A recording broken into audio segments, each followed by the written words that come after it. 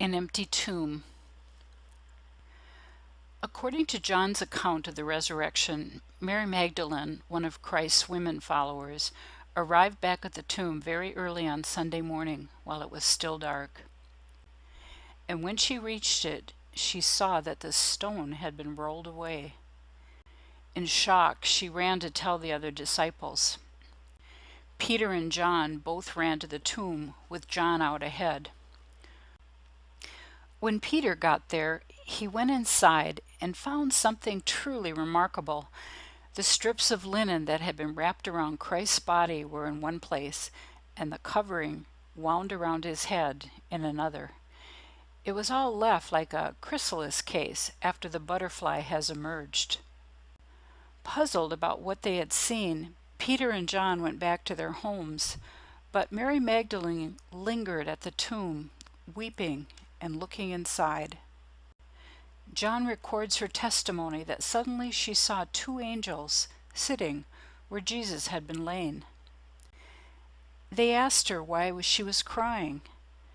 "They have taken away my Lord," she said, "and I don't know where they have put him." At this she turned around, probably at the sound of a step, and saw a man she didn't recognize. Remember, it was very early in the morning, before the sun was up.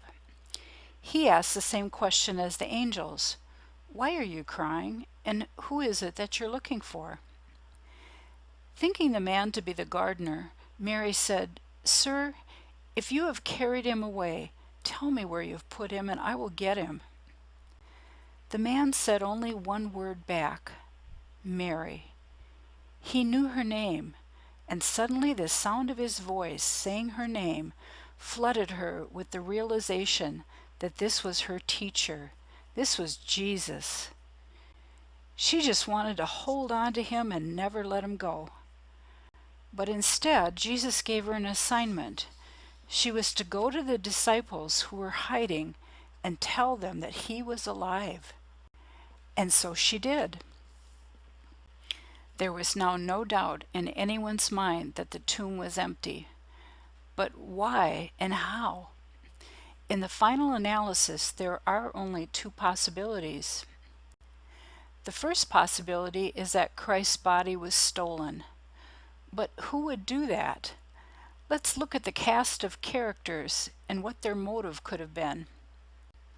Would Christ's enemies have taken his body? Hardly. They wanted Jesus dead. If and when the Christ followers would claim he had risen from the dead, all they would have had to do was produce the body, but they didn't. Would Christ's friends have taken his body? No. This argument won't stand either.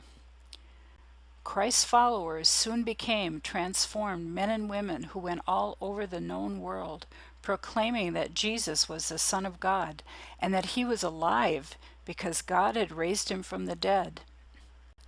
Many, if not most of these disciples were tortured and martyred for proclaiming this. They would not have suffered and died knowing that it was all a lie. Would the guards at the tomb have allowed Christ's body to be stolen? No. Their own lives would have been on the line. They were professionals and had no reason to jeopardize their lives and careers over this man named Jesus. So only one possibility remains as to why the tomb was empty. God had raised Jesus from the dead, just as Jesus said he would do.